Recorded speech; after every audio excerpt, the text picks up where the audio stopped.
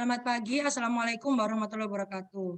Kami dari kelompok 5 ingin mereview jurnal sebagai tugas 1 dari teknik pondasi 1.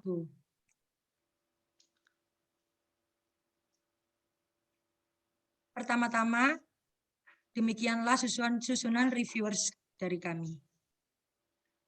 Saya Muhammad Enur Rozik, NBM 190350-145. Nama saya Muhammad Hafid Sarun Putra dengan NPM 190 350 163. Saya Sufetus Solea dengan NPM 19.035.01.0073. Saya Karina Aulia Rahma, NPM 190 350 181.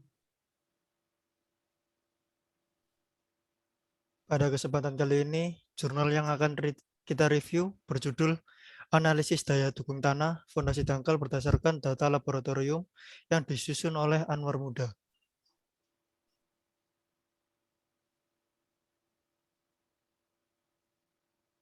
Untuk outline review jurnal sendiri yang akan kami sampaikan antara lain latar belakang, permasalahan, tujuan penelitian, metodologi penelitian, hasil penelitian, objek penelitian, kelebihan dan kekurangan jurnal, serta kesimpulan.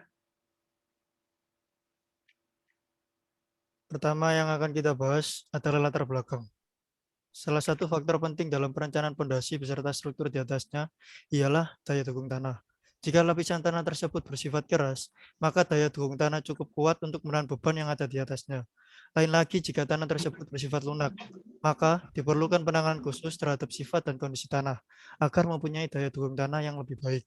Seperti tanah di Desa Baringin, Kota Palangkaraya, tempat penelitian pada jurnal ini, termasuk jenis tanah lunak berdasarkan data laboratorium, sehingga diperlukan penanganan khusus atau analisis agar mempunyai daya dukung tanah yang cukup baik, diantaranya dengan melakukan pengujian tanah berdasarkan data laboratorium.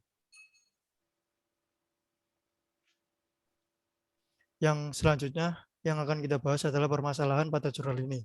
Pada jurnal penelitian ini akan dilakukan penelitian tentang apakah daya dukung tanah fondasi dangkal dengan metode yang berbeda akan menghasilkan nilai daya dukung yang hampir sama atau sangat berbeda. Kemudian dilakukan analisis daya dukung tanah fondasi dangkal pada kasus yang sama berdasarkan metode Terzaghi dan Meyerhof.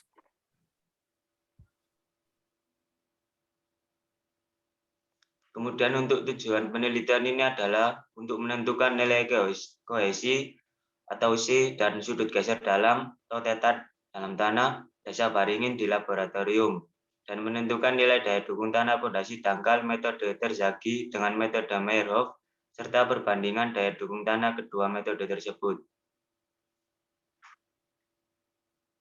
Metode penelitian pada jurnal ini. Dalam penelitian penulis menggunakan 3 tahapan, yaitu tahapan persiapan untuk menyiapkan peralatan hand boring, lalu masuk ke tahapan pelaksanaan dengan melakukan hand boring 1 titik di Desa Baringin, Kota Palangkaraya, dan dilakukan uji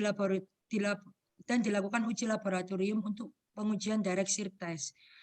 Tahap akhir yaitu menentukan nilai kohesi atau C dan sudut geser dalam atau theta tanah. Dengan nilai kohesi atau C dan sudut geser dalam atau theta tanah sebagai dasar perhitungan daya dukung tanah fondasi dangkal. Lalu dianalisis dengan 2 metode, yaitu Terzaghi dan Meyerhof. Setelah itu direncanakan model fondasi.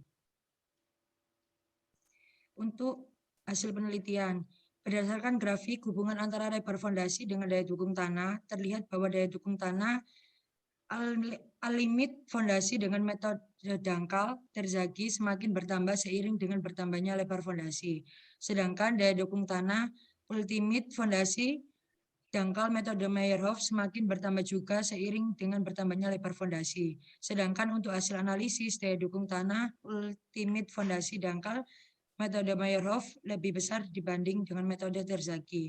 Jika terlihat dari besarannya, daya dukung tanah ultimate fondasi dangkal, maka daya dukung tanah ultimate metode Meyerhof rata-rata naik sebesar 54,82% dibanding dengan metode Terzaghi.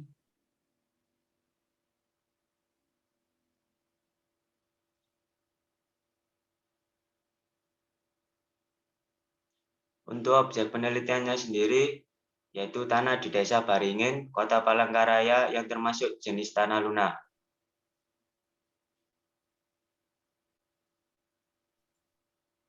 Terdapat kelebihan dan kekurangan pada jurnal yang kami review kali ini. Kelebihannya di antara lain terdapat bagian alur proses penelitian sehingga mempermudah pemahaman, lalu penyajian data yang mendukung serta gambar yang bisa mendeskripsikan lebih jelas lagi. Kekurangannya yaitu kurangnya data pembanding pada pengujian laboratorium dan lapangan, serta kurangnya data pembanding pada analisa daya dukung tanah.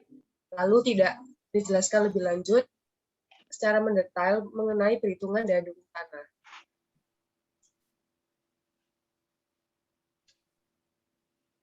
Kesimpulan, pada kesimpulan, penulis secara akurat telah merefleksikan hasil penelitian. Dan permasalahan pada pendahuluan pun dapat terefleksi dari kesimpulan ini. Seperti permasalahan mengenai apakah daya dukung tanah fondasi dangkal dengan metode yang berbeda akan menghasilkan nilai daya dukung yang hampir sama atau sangat berbeda, dan bagaimana analisis daya dukung tanah fondasi dangkal pada kasus yang sama berdasarkan metode Terzaghi dan Meyerhoff terjawab pada poin ketiga.